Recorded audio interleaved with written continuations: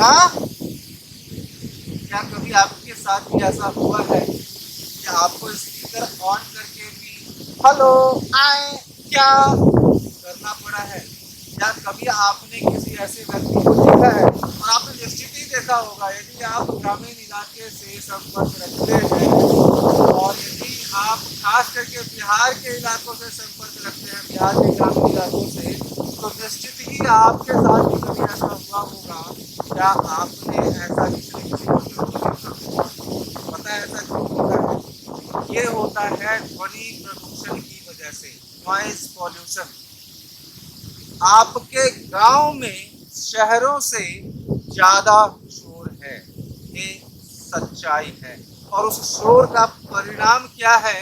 आपके सुनने की शक्ति कम हो रही है, आपके याददाश्त की शक्ति कम हो रही है, आपके यहाँ हार्ट अटैक की फ्रीक्वेंसी बढ़ते जा रही है, हाइपरटेंशन, एंजाइटी, नींद न आना, और पता नहीं कितने अनेक बीमारियों का है ये खजाना।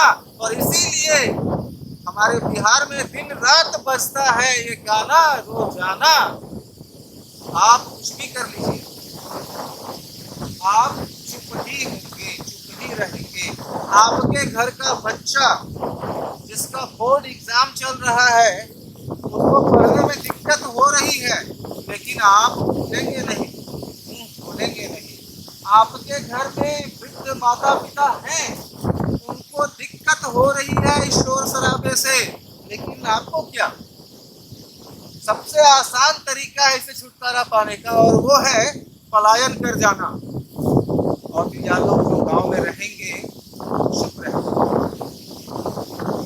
मैं कभी भी किसी भी पूजा के खिलाफ नहीं हूँ, अर्चना के खिलाफ नहीं हूँ, लेकिन हम पूजा कर रहे हैं, इसका दिखावा करने की क्या जरूरत है?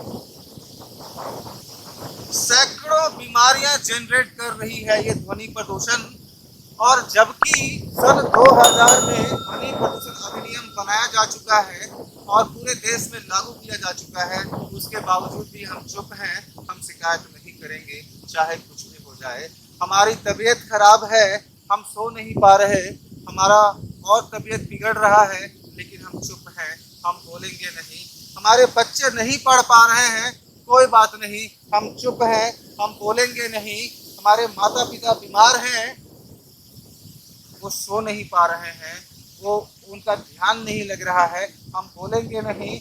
मैं अपने इष्ट देव की पूजा करने बैठा हूँ, शोर हो रहा है, मैं ध्यान नहीं लगा पा रहा हूँ, लेकिन फिर भी हम चुप हैं, हम बोलेंगे नहीं, क्योंकि ना बोलना बहुत ही आसान उपाय है। लेकिन ना बोलने से क्या इस समस्या का समाधान निकल रहा है? नहीं ना, ये और बढ़ रहा है। तो फिर बोलिए, क्योंकि ये आपका, आपके पूर्वज यानी कि आपके माता पिता और आपके बच्चों के भविष्य का सवाल है, आपके सोसाइटी का सवाल है, आपकी समाज का सवाल है, आपके स्वास्थ्य का सवाल है। आपको उठना होगा, आपको बोलना होगा, और गलत को गलत बोलने में क्या परेशानी है आपको? गलत को गलत बोलने में भी आपको दिक्कत है, और यदि आप गलत को गलत नहीं बोल रहे हैं तो सबसे बड़ी गलती आप कर रहे हैं, और उसका भुगतान आपको, आपके फैमिली को, आपके बच्चों को करना पड़ेगा।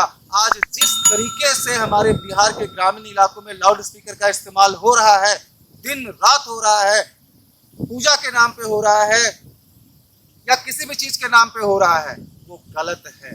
आप पूजा कीजिए, आपकी भावना का हम सम्मान करते हैं, आदर करते हैं। मैं भी एक आस्तिक हूँ, मैं भी भगवान की पूजा करता हूँ। There is someone who is controlling all over the universe. लेकिन मैं पूजा कर रहा हूँ, ये मुझे अपने पड़ोसियों को बताने की क्या जरूरत है? पूरे गांव को बताने की क्या जरूरत है? मैं इसे दिखावा न कहूँ तो क्या कहूँ? सोचिए, आवाज उठाइए, एक जिम्मेदार व्यक्ति बनिए, और आप जिम्मेदार बनिएगा तभी आपकी आने वाली जनरेशन, आपकी आने वाली पीढ़ी जिम्मेदार बनेगी, और तभी एक जिम्मेदार भारत का निर्माण होगा। आज के लिए इतना ही।